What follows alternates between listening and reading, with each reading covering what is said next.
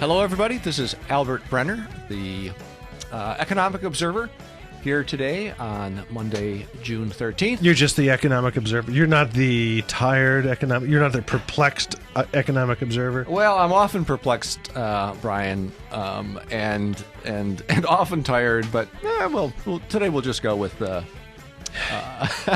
You're just observing. With the Observer, right? And of course, this is the Hartford Online Radio Network, and being brought to you today by Gateway Financial, Deepwater Seafood, the May Cookie Company at maycookie.com, the Gengris Auto Group, Mohegan Sun Casino, and Budwitz and Meyerjack. So anyway, before we get going into our topic today, which is going to be this the paradox of the commons. Oh, and by the way, has my theme music changed? It changes all the time. It changes all the time. Well, is that's this okay? Good. I thought this was a little more fun. Did you not like this? Did you want something else? No, that's fine. I'm just. I aim to please. That's fine. We could do this. The Economic Observer with Professor Albert Brenner. No? Okay. Well, how about something salsa, maybe? Salsa? All right, I'll work on that. I'll work one. on that. Anyway, okay. That's not salsa. Okay. A variety we've got here, folks. Variety we have. Anyway, so yeah, it's fun to be here. Now, before we start, I thought we'd do a fun fact here, because this is something that really rather surprised me. I was reading an article in The Economist magazine. They're not a sponsor, but by the way, it's a darn good magazine. So, those of you in the audience who are not familiar with it, go out and pick up a copy. It's a great read. In any case, they had an article about Nigeria in one of the more recent issues, and they noted in the article that Nigeria was the 7th largest country in the world in terms of population. And I was really sort of shocked by that. The 7th largest. Isn't Nigeria the one that's really owned by Shell? By Shell Oil? Well, they have a lot of oil wealth. I don't know that Shell particularly owns the country. So I was, of course, curious as I stopped to imagine. Well, okay, what were the top 6? And I looked this up on the CIA fact book, a great source of information for things like this. And I just wonder how many of all of you out there in internet land would be able to name the 6 countries in the world that have a population larger than Nigeria. Well, shall we? I don't know. I'll try. Well, Let me get a piece of paper. Okay, we're going to stump the producer here. Okay. Doing this without headphones, which means my IQ goes up when I hear myself. Okay. That's China. Okay, yeah, absolutely. China number 1. China. So what do I need? 6. You 1, need 6. 2, 3, 4, 5, 6. Yeah. So and this is Nigeria. Nigeria is 7. So right? China. I'm going to go India. Yep, absolutely. Number 2. I'll go USA. That's correct. Number 3. Number 3. Let's see here. Okay, how folks. about Russia? Russia? No. No. Okay. Germany? No. Brazil? Brazil, yes. Brazil, yes. okay. Brazil, it's not number 4, though. Brazil's number 5. Okay, Brazil. Oh, was I doing them in order, too? Well, I didn't even... you in fact, were doing them in order. I wasn't really trying to. But, yeah, so we have Australia. Got to be Australia. This is population, Brian. Not geographically. New York State is larger than Australia. Than Australia. Yes. Oh, I didn't know that. Yeah, Australia is very small. Again, folks, now if you're keeping score here, so far we have China, India, the United States as the 3 most populous in that order. Brian has the 5th country, Brazil, but we're missing number 4. And number 4, number 6. Number 4 and number 6. How am I going to know? Can you give me some hints? Okay, yes. Number 6 is a country that has been very much in the news lately. Libya. Close, but not quite. Egypt. Closer, but not quite. Egypt, Morocco. Very, very much in the news, particularly regarding U.S. relations with this country? Pakistan. Pakistan. That would make sense. I should have guessed that. That's number 6. Pakistan is number 6. Pakistan. And I don't know, the Congo. Number 4 is Indonesia. Oh, wow. Really? Number 4 is Indonesia. Them islands be pretty densely populated. The interesting thing about this is when I took this list, when I scanned the list of the 20 most populous nations on the globe, how many of them are members of or how many of them are developed, industrialized nations? 1, 2, 3. No, I mean 4, 5. How about Indonesia? I really don't know much about Indonesia. Well, in terms of countries that count in the club of highly industrialized nations, there are only 2, and that's the United States and Japan. I'm sorry, in the top 20, did I say the top 20 or top 10? In the top 20, there are only 3. The United States, Japan, and Germany. The United States number 3, Japan number 10, and Germany number 16. Isn't Germany like the second biggest economy in the world? No. Depending on how you rank them, it would be the United States. If you look at the Eurozone as an economy, the Eurozone actually is comparable to the United States, and by some measures would be larger. The Eurozone is all the countries using euro. Right. Okay. Right. So it'd be the United States, the Eurozone, Japan after that, China, and again, depending upon how you measure the size of the Chinese economy, it would be close. And Germany would probably come right in after that. But the fascinating thing is that of the 10 largest countries in the globe, 8 of them are countries that are considered to be emerging or developing markets: China, India, Indonesia, Brazil, Pakistan, Bangladesh, Nigeria, and Russia. So it gives you an idea.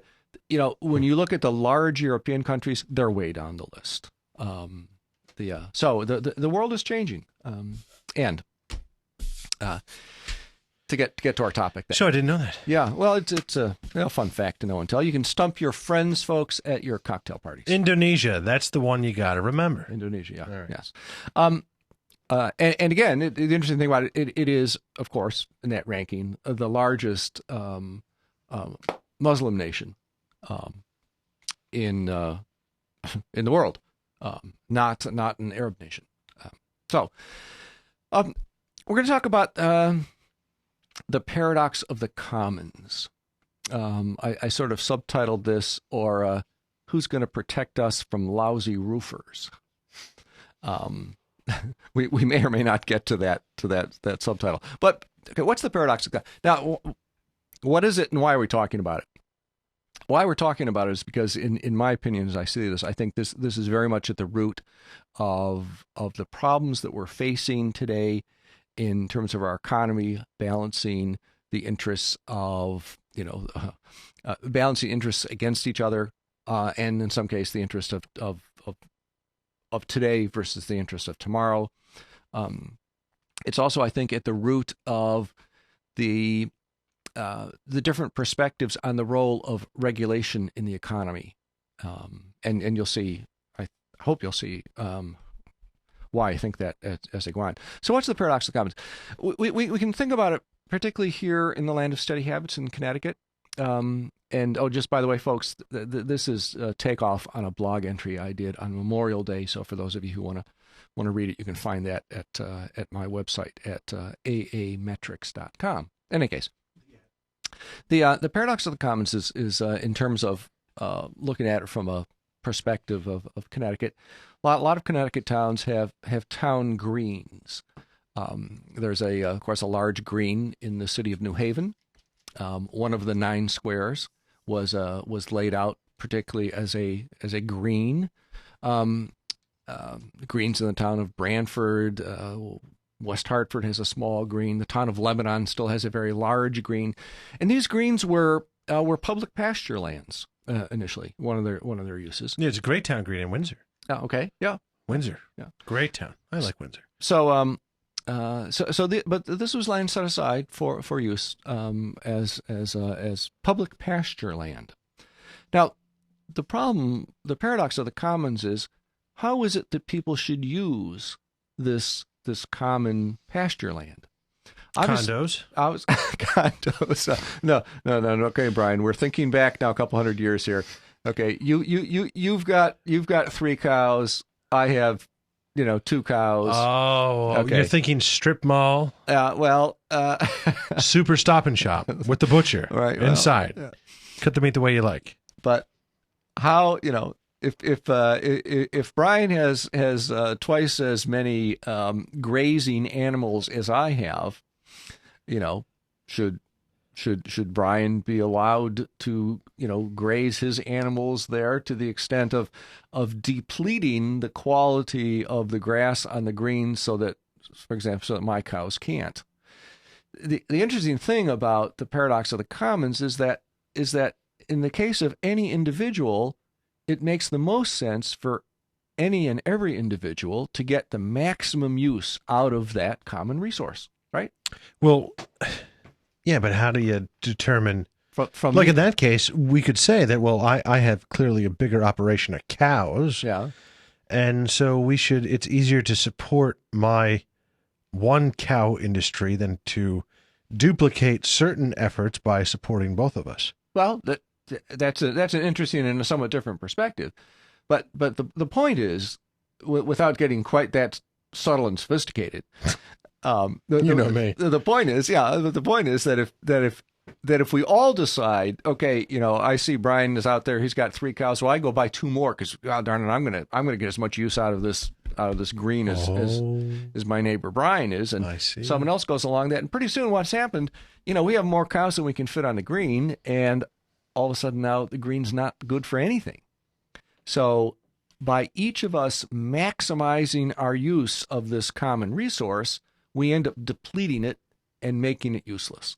So the wealth maximizing, to talk about in terms of an economist here, the wealth maximizing behavior of individual agents in aggregate ends up, in fact, depleting and diminishing the aggregate wealth of the community.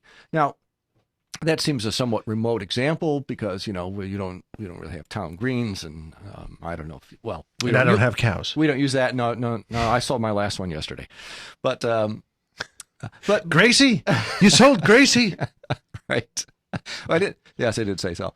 The cookout at the professor's house this weekend. All right. Yes. Anyway, but we do see a modern equivalent of this, for example, in the oceans, and particularly in major fishing grounds.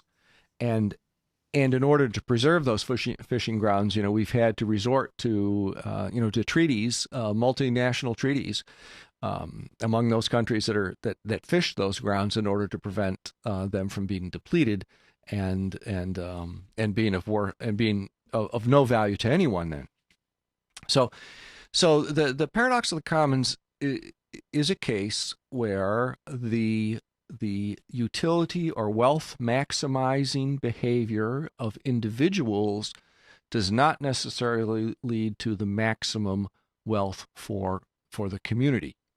Now, this example, in terms of applying to modern life, might seem a little bit contrived because, well, what sort of examples do we have of that other than the major fishing grounds in the oceans? Well, I think, in fact, that it does apply to a much wider range of economic life today, because there are other commons, if you will, that can be deteriorated by individual agents, and that is the markets that we all rely on for, well, the various markets. And markets rely on a certain efficiency among market participants, and sort of a certain effectiveness. And I would submit that some individual economic behaviors can, in aggregate, end up diminishing and even destroying the efficiency or effectiveness of those markets. I think that's part of what happened with the housing market, for example.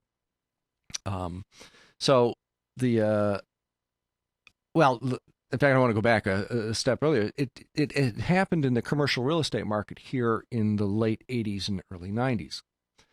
Um, one of the backgrounds to this was there was a large scale conversion of what had been mutual savings banks in New England at that time, large scale conversion of those banks from a mutual form of ownership, sort of like Northwest Mutual and so on, mutual insurance companies that are owned by their policyholders. Well, these banks were owned by their depositors. And there have been a large scale conversion of those banks from depositor ownership to public ownership. They went out and issued stock to raise more capital, and those banks then had to put that capital to work because they had shareholders now. They had to make money. Let's get a return for the shareholders. And what many of them did was they started building commercial real estate projects because commercial real estate projects were pretty profitable. But unfortunately, what happened was that they all started building these projects at once. And there was nobody, if you will, looking from the 10,000 foot view of the whole situation and saying, wait a minute, if Branford Savings Bank and Essex Savings Bank and the Guilford Savings Bank, to make references to some of those institutions here in Connecticut along the shore, if they all start building retail strip malls, pretty soon, we're going to have more strip malls than we know what to do with, or office buildings. And that's exactly what happened. The commercial real estate got overbuilt to the point that the values of those real estate projects collapsed, and it collapsed precipitously, leading to the failure of several of those banks that were behind it. Now, did any of them do anything wrong? No, none of them did anything wrong. Well, you could say that they didn't do a very good economic study on the area. Well, but again, it's somewhat like, something like a boat going out to a fishing ground and saying, boy, if I get there first, I'm going to get a big catch. But the problem is if you've got 100 boats all trying to get out there to be first, or a dozen banks all trying to be first to the market with their projects, not everybody does end up getting there first. And unlike the fishing boat, the first fishing boat might get a good catch, but boy, when that fishing boat goes back in 2 weeks or a month later, it's not there anymore. And the market. The market is damaged, if you will. Values collapse, and all of a sudden now, economic activity is diminished.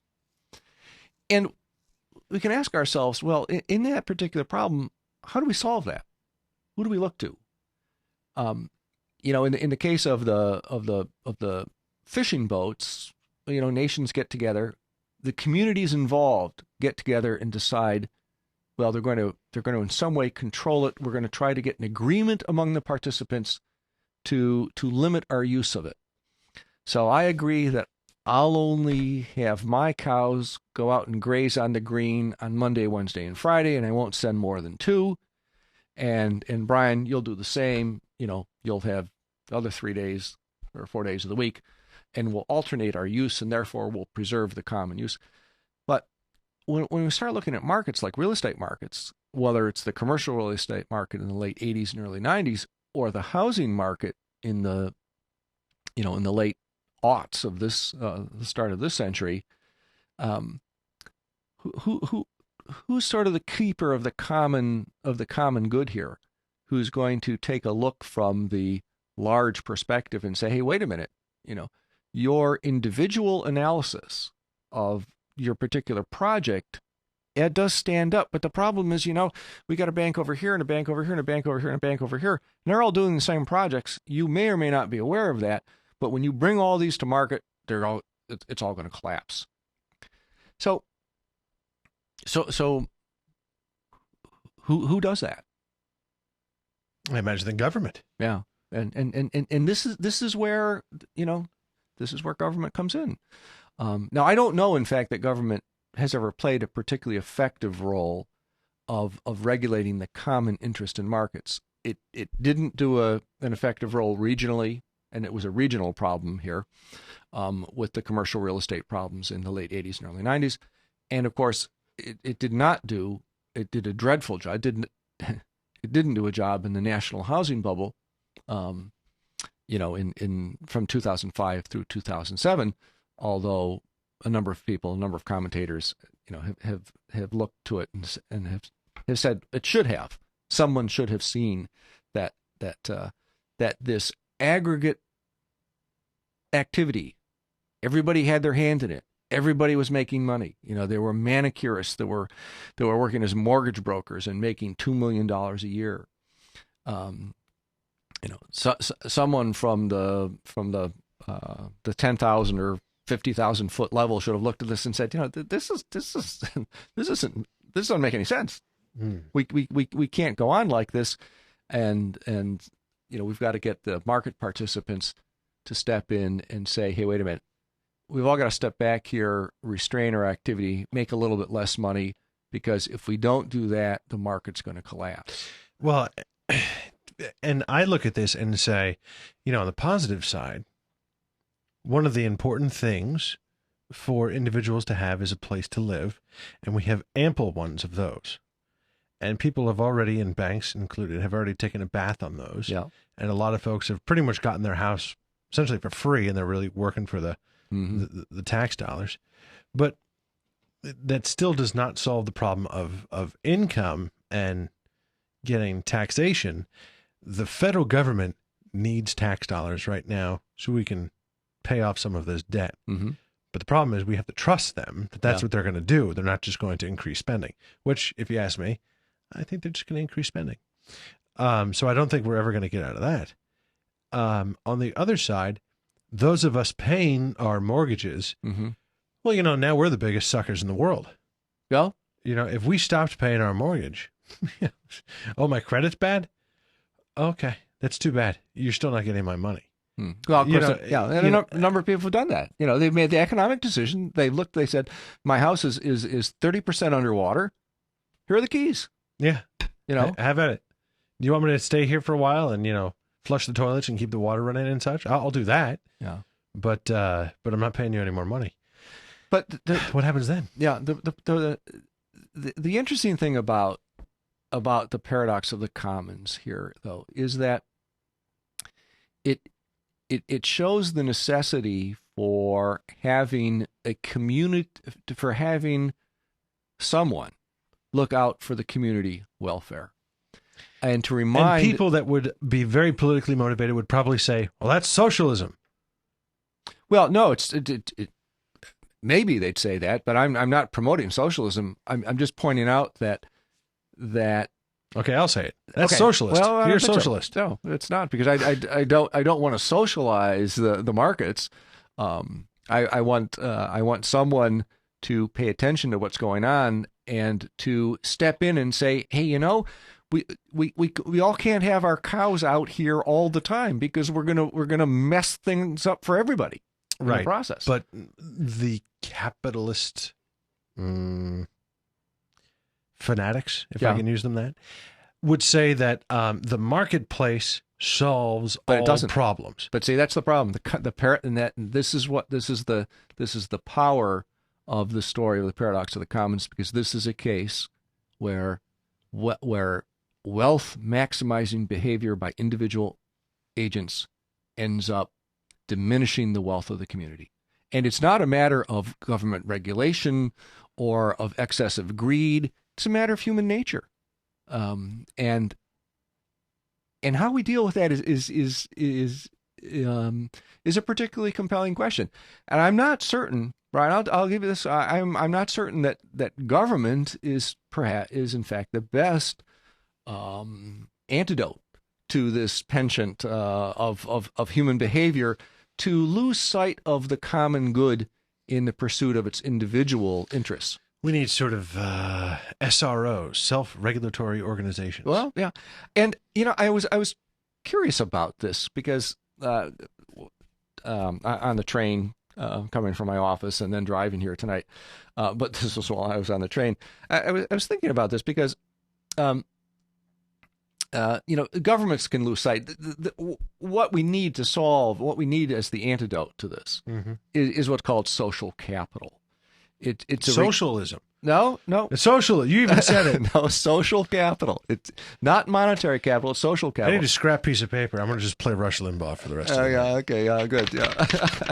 Well, and what's social capital? That's the regard that we have for each other, for the community welfare, for the rule of law, all of those things, which fortunately in this country we have a pretty large stock of, but not as much as we could use. And I think it fluctuates from time to time. And I ran through this calculation. I said, well, let's see what happened. And it's a pet theory of mine that this has to do with generational changes, particularly when we go from one generation that has gone through some national catharsis, where in fact the interests of the community are paramount, and then that generation dies away, and their keen sense of the value of the community, the social network, through that catharsis diminishes. No, I absolutely no, because they were not brought. I mean, let's look at the post World War II folks, the folks that are 75 to 95. Okay, very frugal. Yep. Don't spend a lot of money.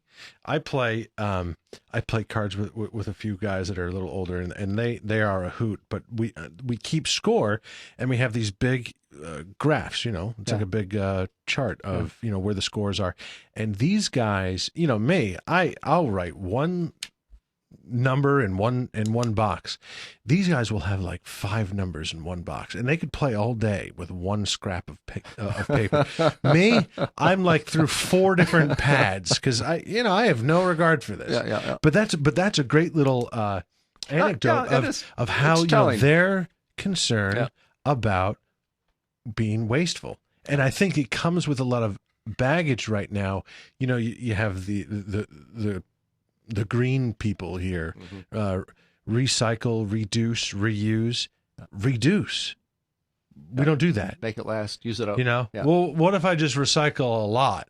Yeah. Do I still have to reduce?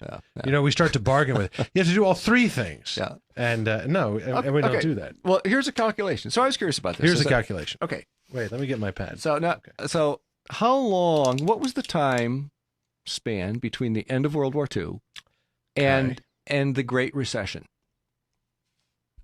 Great Recession. Great Recession, 2008. Okay. Okay. Yeah. By my 63-ish years. 63 years, right? Yeah. Okay. What's the time span between the end of the Civil War? So Civil War, okay, and the 66. Great Depression. And the Great Depression, that would be 34 plus 32. 29. Well, look at that. Yeah. 4 plus 9 is 3. Well, that's fascinating. Yeah. It's 63 years. Yeah. The time span from the end. 34 plus 29. Yeah. That's brilliant. Yeah. The time span from the end of the Civil War to the onset of the Great Depression is almost identical if you 65. So 2008. Yeah. Almost identical. And so if we're following this path, let's see. What are we doing here? 1929. So we've just come out of the roaring 20s, is what you're saying. Right. We had the roaring 90s. Right. Oh, we got bad news. But you know what? There was a lot of growth there. Yeah. Next 10 years would stink. Yeah. But from 29, 30 to like 43, well, then we had the World War. Oh, yeah. God, do we have to live through a World War? No, I don't. Let's certainly hope now. not. No, okay. I mean the first, but it is curious that there's that connection. Things get worse, and let me just try to get to the lousy roofer. Things get particularly worse when you have markets that not only are subject to the paradox of the commons, but when there is a lack of regulation, or more important, lack of accountability, and combined with a lack of social capital, where people do dishonest or disreputable things. So and my case is the roofer who put the roof on the addition to our house 15 years ago and ran out of flashing in the process and decided to leave a valley on a dormer without any flashing in it. It was up on a second story. It was about a 3-foot section and must have run out of flashing because just didn't put any in there. And of course, what's happened? That the lack of flashing in that ended up causing damage to the house. In the 162 inches of snow that fell this winter? Yeah, well, this was actually before the snow fell. Oh. But damage that wasn't evident for more than a dozen years later caused my wife and me, a cost of, upwards of $20,000. And of course, that roofer is long gone. I mean, that work was done by the previous owner. We have no record of the roofing company that did it, but it was, and it may have been just one worker's decision. Maybe it was there. I didn't even want to get off the roof. The job was almost done. I don't know. But it was an act of slipshod work that had a serious account. And when I stopped to think about that, and I think, if my dad had been up there on the roof, he would never have done that. But that's interesting. That comes down to, I'm doing a little more diving into the insurance world and my studies there, and we're learning about moral hazards and morale hazards. And you can make a case that that was a moral hazard, but really that was a morale hazard. Yeah. You had the ability to do it. Right. So to put the damn flashing up, but no, you just didn't do it. And you know what? At the time he was right. They'll never find out. Yeah. And they didn't. So, but those things, of course, have costs, and they have economic costs. And, I'm sure the economy could have used that money that we had to pay for that repair going someplace else. But in any case, yeah. And I think it's because we're in maybe more of a litigious society that we know that the repercussions of us not doing our best work, the law has said, well, it's hard out there. I'm sorry. You don't have to do that. We're back when, our fathers were around, the police chief wouldn't get a phone call. They would walk over and they'd bop you in the nose. And so, you know what? You did your job to the best of your ability, and you had more ownership of it, more pride in it. Right. You really don't have pride in much work these days. Yeah. So I don't think government's necessarily the answer. I don't know how you develop pride, ownership, and accountability, but it is something that's important, and it's important to any particular society and to any particular economy. But can you legislate that? Can you make that a law? No. There ought to be a law. Well, how do you make that law? No, you can't do that. It's just sort of a group consciousness sort of thing. Like, hey, You can make laws, but that does not necessarily change social attitudes. And we've seen that certainly with the development of civil rights in this country. It's taken more than a generation past the passage of civil rights laws before there's been really any effective change in social attitudes. But anyway, Brian, those are my thoughts today. The paradox of the commons. Whether we rely on government or just smacking our kids upside the head when they don't do what they ought to do, and maybe that's in the end what we need to be doing here. So you believe in corporal punishment for the children? Well, yeah. We'll talk about that next week, maybe.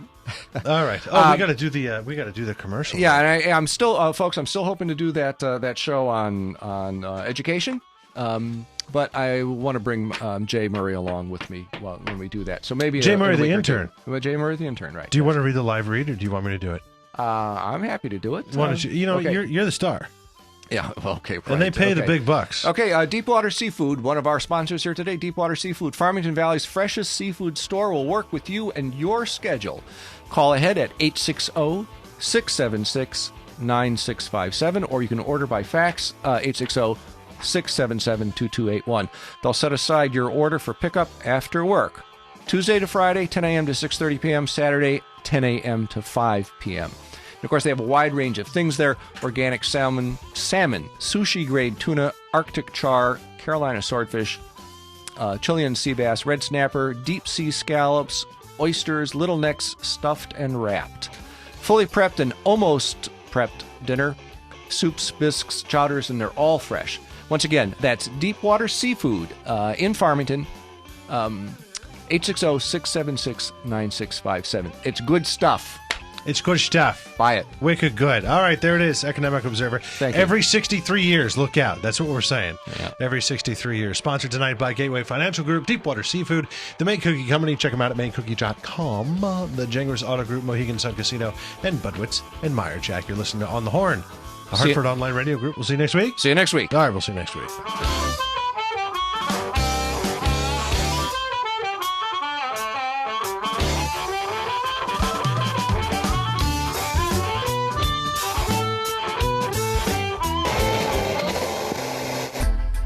You're on the Horn, the Hartford Online Radio Network. Radio's heart and soul. Online.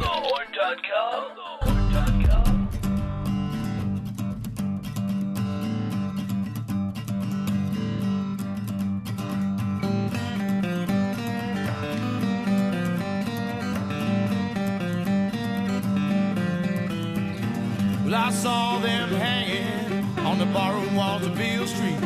None of them were left there by the people that you do meet. I saw the things I loved and lost so long ago. It's really quite a shame you can't get that stuff no more. Casinos line the countryside where cotton once was king. And the Mississippi moaners used to play guitars.